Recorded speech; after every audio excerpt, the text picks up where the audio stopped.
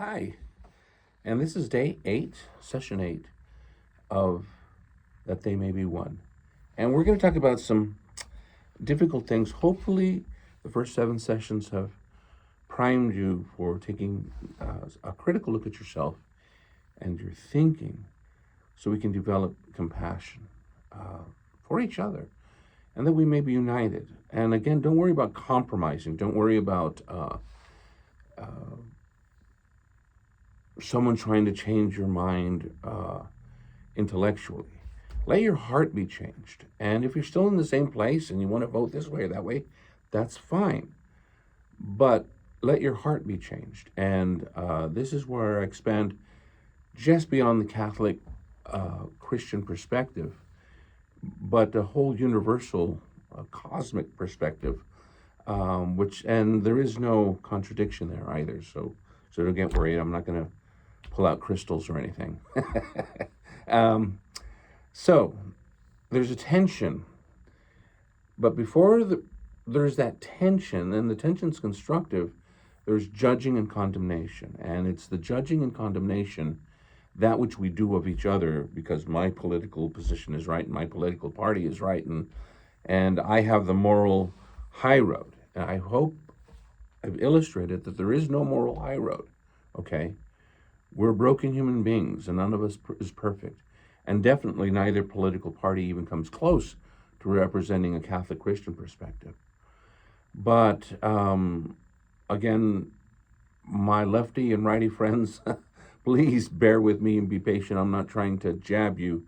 And of course, I'm talking about the people on the very extreme ends. But I am going to challenge you.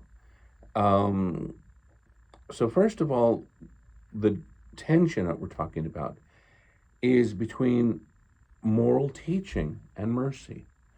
And there isn't a contradiction, okay? So where we see this played out in Scripture, moral teaching and mercy, would be the woman caught in adultery.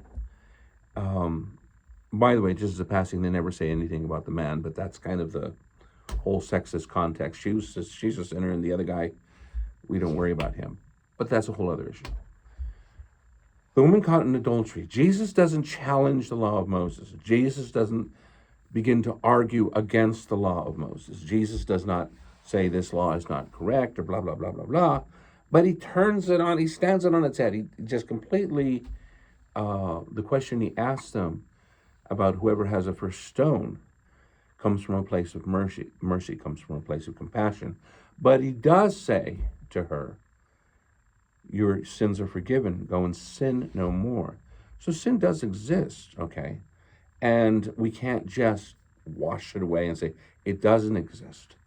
But it depends on where our priorities are. And if we are longing for the heart of God, and a heart of compassion, a heart of mercy, we have to release that part of our personality that's just fascinated with law and black and white and structure and definition. I know some people who are so preoccupied with how you have your hands at Mass is that they're missing everything going around. They're missing the miracle that's going around, because it doesn't matter what everyone else is doing. I'm going to show that I am more Catholic than everybody. Ugh, very sad, very sad. But laws can help us to feel that we are correct, feel that we are right. We're on the right side of history. We're on the right side of the judgment. We're on the right side of the Supreme Court or whatever. But all of that can be manipulated if my heart is one filled with judgment and condemnation. If it does not reflect mercy or compassion, then it's not from God. Okay, another example would be the man born blind. That's really a classic reading, and during Lent, it's a great time when we go to the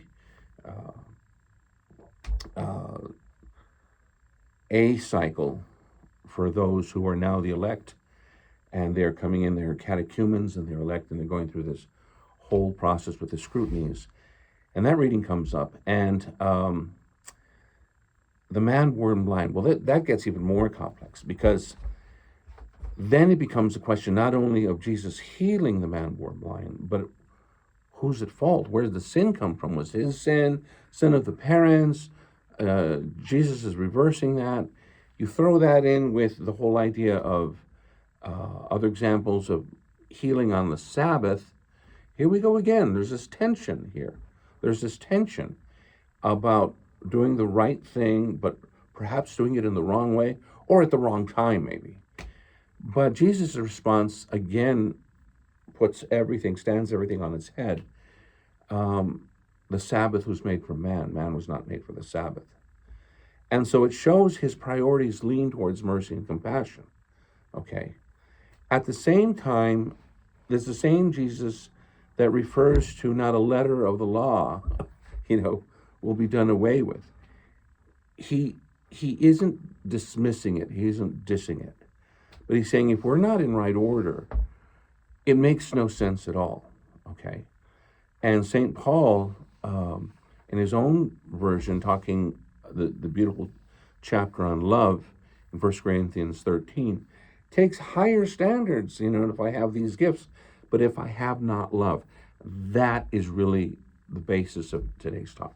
If I have not love, but I am right, if I have not love, but I am morally correct, if I have not love, but I've legislated according to my good intentions, if I have not love, but I'm concerned about dictating how everybody else lives their life, if I have not love.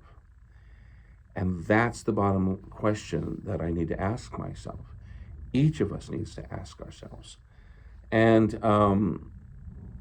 this is where it comes into a point of morality will always be a balance between my personal decisions and responsibility and my community, the communal and the personal aspect of sin, of breaking relationship. In the early days, you study moral theology, and it was almost like a math problem to determine culpability, okay? One of the things about that math problem is the issue of, again, abortion. Do you directly seek the death of the mother medically, and can you do that? Well, no, you can't do that. And all of those things, but that kind of thinking was applied to the personal development or the counseling of a priest or a nun or a layperson or whatever, to a person going through this.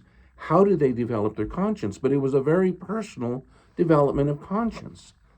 And so oftentimes we're trying to legislate to the left or to the right, one way or the other, either totally disregard or legislate what are the limits and the parameters, things that were never meant to be legislated in terms of personal conscience. And so the whole idea of personal conscience really comes down to my sense of not only what's right and wrong, but am I breaking relationship for the wrong reasons? Not, I'm breaking relationship and they haven't got nothing to do with me. It's because I'm right and I'm standing in God's will. That's, what kind of attitude is that? If there's broken relationship, that's a good sign that something's not right somewhere. Okay, and so getting down to personal responsibility. There are several ways that we skirt responsibility. I'm amazed how linguistically it's done in Spanish. If I've dropped something, I never admit to having dropped something. I say, se me cayó. It fell from me. Sometimes that's the way we think. These things happen. Or again, like Flip Wilson used to say, you got to be old enough to know who Flip Wilson was, the devil made me do it. But it's anybody else's fault but mine. And if we spend some time with Psalm 51, we begin to realize that it's not time for me to blame anybody.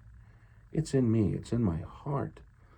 And so that's where we begin to see, are we united in our witness to how much we love each other, to how much we are a sign of Jesus' love and unity.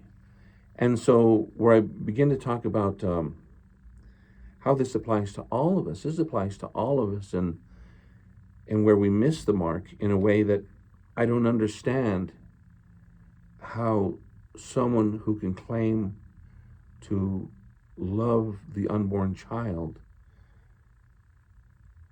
and they argue against a woman's personal rights, a woman that believes she has personal rights with her body, personal rights, constitutional rights, personal rights, and they say, well, I love this unborn child and I'm going to fight, and this person's personal rights or perceived personal rights are disregarded, and yet that same person or the same political party can stand on the personal rights of the Second Amendment and holding arms, bearing arms, completely out of context of the Second Amendment, and having weapons of war available to everybody, 18 and up.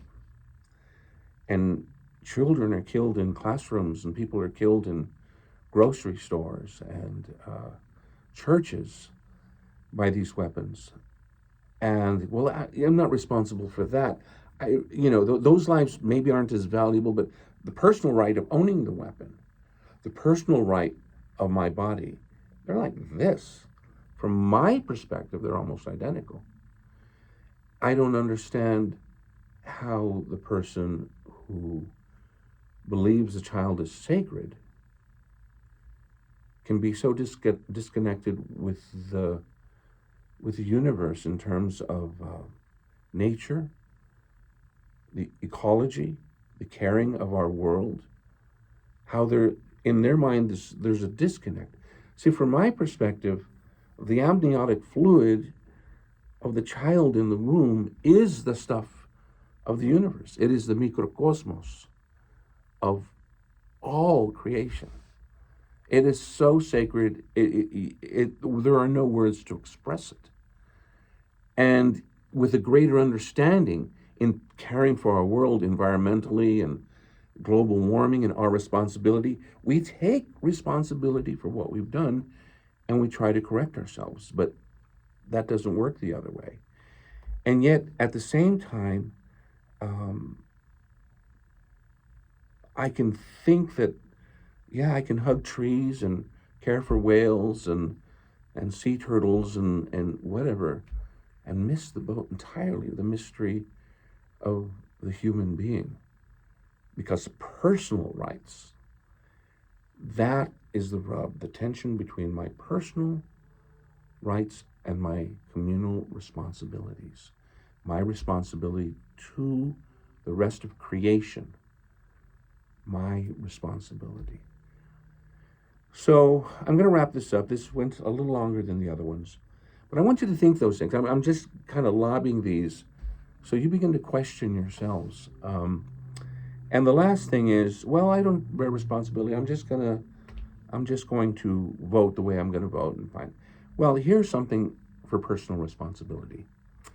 If the candidate that I am backing says something that is false, repeats something that is false, speaks falsely on a regular basis, in one sense, that's on them, okay? Now, if I support them, that reflects oddly on me, okay? That I'm supporting somebody that lies, because it implies that I support the lies. That's a loose connection. But if I repeat the lie, if I post something online that is not true, if I have now become part of the problem, then it's no longer se me cayó, it fell from me. It's on me. I am the one bearing false witness in the name of my political rightness. So this is the second to the last session, and we'll wrap up. Hopefully, this will give you something to pray about. It's very important that we learn to see what are the obstacles to unity and what are the obstacles to God's will, not just myself with other Catholics or other Christians, but with all creation. Thank you. See you the next one.